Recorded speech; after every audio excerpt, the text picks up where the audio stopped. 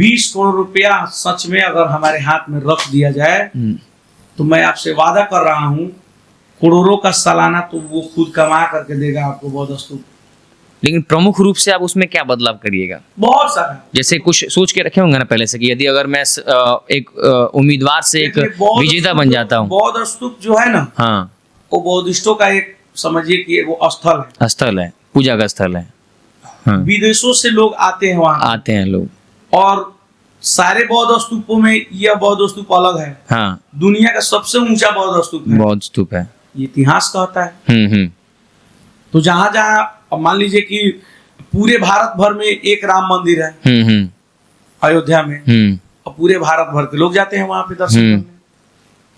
वैसे पूरे बिहार भर में इकलौता बौद्ध स्तूप होना चाहिए। नहीं, हाँ, ये पूरे दुनिया की बात कर रहे हैं, पूरे दुनिया, पूरे भारत का, पूरे दुनिया में इकलौता ही राम मंदिर है, इकलौता श्री राम मंदिर है। हाँ, जहाँ पे प्रभु श्री रामचंद्र जी का जन्म हुआ। हाँ, तो जन्म स्थल है वहां, तो भाई एक ही जगह।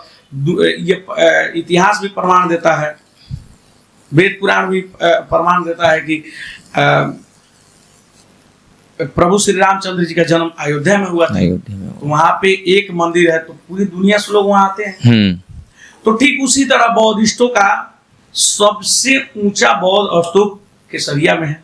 सरिया में, और वहां देखने को क्या है भाई? कुछ नहीं, एक टीला, एक टीला है ना।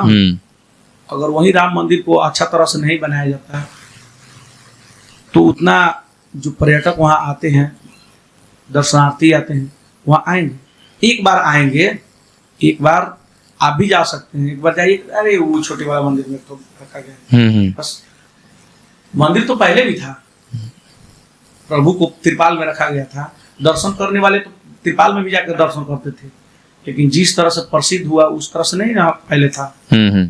तो ठीक उसी तरह अगर हम केसरिया बौद्ध स्तूप को उसका काया पलटने का जो हमने संकल्प लिया है, 20 करोड़ रुपया, सच में 20 करोड़ की योजनाएं अगर हमारे हाथ में दे दिया जाए तो मैं आपसे वादा करता हूं, ऑन कैमरा बोल रहा हूं कि आप उस बौद्ध स्तूप से करोड़ों रुपया सालाना कमा सकते हैं। दुनिया के सबसे ऊंचा रामायण मंदिर बन रहा है हमारे केसरिया के बगल में। अब इन दोनों की दूरी 6-7 किलोमीटर की है नहीं है। अब 7 किलोमीटर में अब जो पर्यटक आपके वहां आएंगे वो तो यहाँ आएंगे, तो यहाँ का जो व्यवस्था ठीक ठाक रहेगा, डेवलपमेंट रहेगा, यहाँ घूमने लायक जगह रहेगा तो ही तो आएंगे। तो जैसे वहां से यहाँ, यहाँ से वहां लोग जाएंगे, यहाँ जो आएंगे वो वहां जाएंगे, और वहां आएंगे जो यहाँ आएंगे, तो ये दोनों के बीच का जो दूरी है 7-8 किलोमीटर, इसमें तो रोजगार बढ़ जाएगा, कम से कम हजारों लोगों का रोजगार यहाँ से वहां तक बढ़ जाएगा।